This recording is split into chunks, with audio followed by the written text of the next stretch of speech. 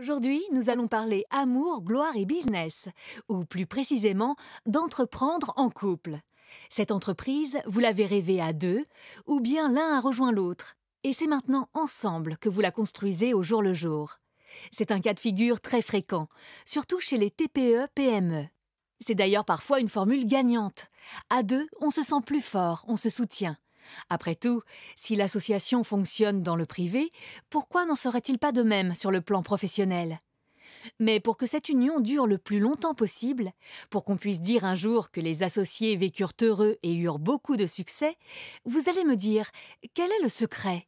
Comment faire durer le plus longtemps possible cette belle histoire? Alors, primo, on pose les bases et on s'assure de faire les bons choix juridiques. En effet, il existe 3 statuts d'association.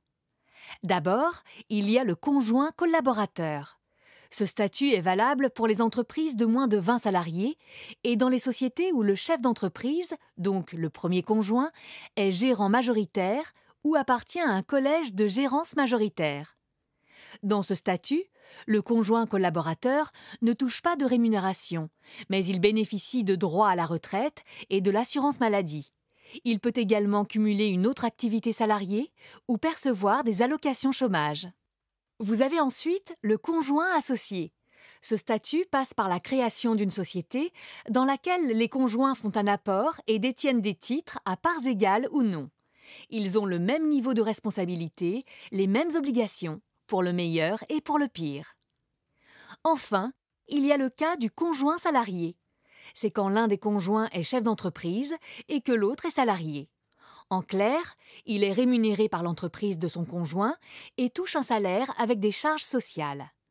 En cas de difficulté, le conjoint salarié peut alors toucher des aides comme tout salarié classique.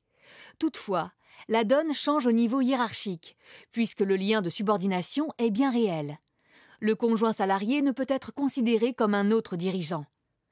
La plupart de ces statuts sont également conditionnés par le fait d'être déjà liés légalement l'un à l'autre.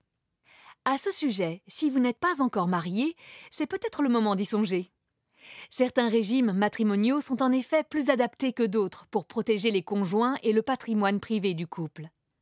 C'est le cas par exemple du mariage sous le régime de la séparation des biens, qui, comme son nom l'indique, organise une séparation totale des patrimoines des époux. Chacun conserve la propriété des biens qu'il détenait au jour de son mariage et de ceux qu'il acquiert ensuite. Cela n'empêche pas les époux de décider d'acquérir ensemble, en indivision, certains biens. Par exemple, le logement. La proportion de parts acquises correspond à l'apport de chacun. Vous me suivez? En clair, l'avantage, c'est que chacun reste responsable des dettes qu'il a contractées seul. Donc, les créanciers d'un conjoint ne peuvent pas saisir les biens de l'autre conjoint, sauf s'il s'est porté caution solidaire. C'est ce qui explique que ce régime soit souvent adopté par les entrepreneurs ou autres professions dites à risque. Mais si vous n'êtes pas marié sous ce régime, pas de panique, rien n'est définitif.